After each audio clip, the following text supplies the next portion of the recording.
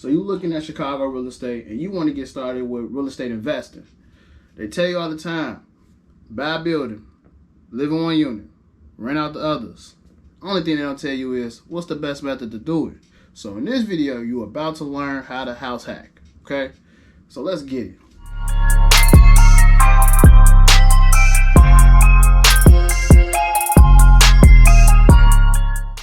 Before we get into that, on this channel we talk about Chicago real estate.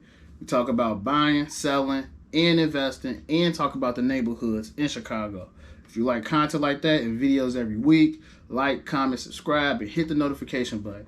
And if you got any questions about Chicago real estate, give me a call. I'm gonna leave my info below. So that being said, let's get straight to it. House hacking.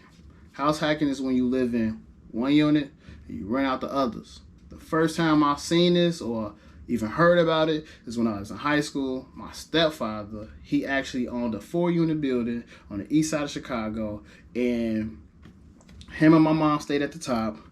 He gave me and my brother the second unit below them. Then he had 2 other units below us. He had 2 tenants in those 2 units paying for his mortgage and cash flow. So he was able to move on and get more buildings.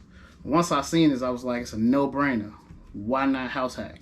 Only thing is, I did not know how to do it. So eventually grew up, ended up getting married. At the time we was renting, and I presented to my wife like, okay, what's our 10-year plan to, own real estate?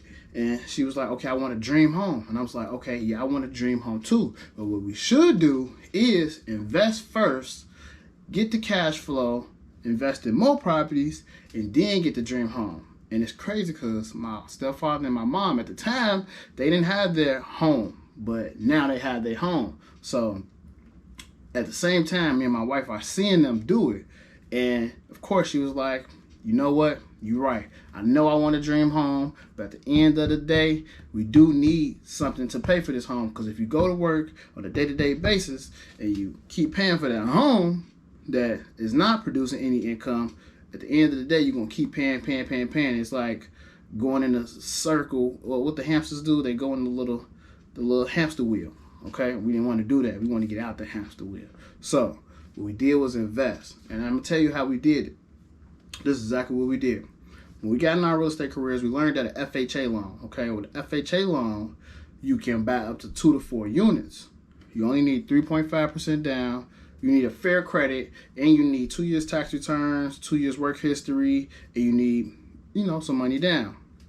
They do got down payment assistance programs, but in our case, we wasn't able to get those programs because you got to qualify for them. So I know a lot of people that contact me like, Tavonte, I heard with an FHA loan, you automatically get down payment assistance. Not true. You got to qualify for it. If you contact me, I'll show you how to qualify for it. Back to what I was saying. We end up meeting all those requirements for FHA loan. We applied for it, and we started searching for our home. Well, our multifamily investment property, the home that we'll be living in, and also the home that we'll be renting out.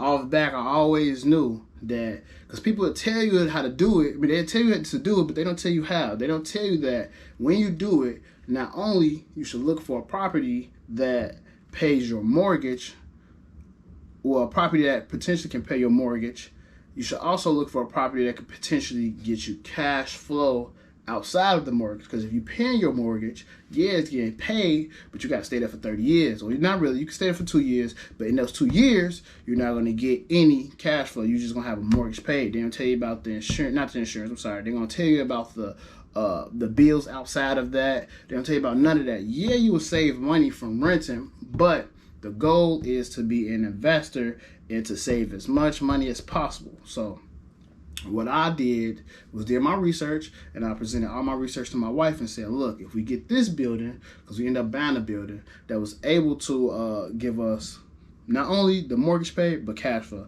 So I told her, like, look, if we get this building, we can rent it out for this much, and it's going to pay for our mortgage plus more, because that's what we really, really need. So she was like, of course, it's a no-brainer. Now, I'm be honest with you, the building wasn't the best, that it wasn't our dream home, but at the same time, it was our dream income. So, of course, we went with the income, because we know we took sacrifices. Right now, we're taking a big sacrifice in order to get that dream home.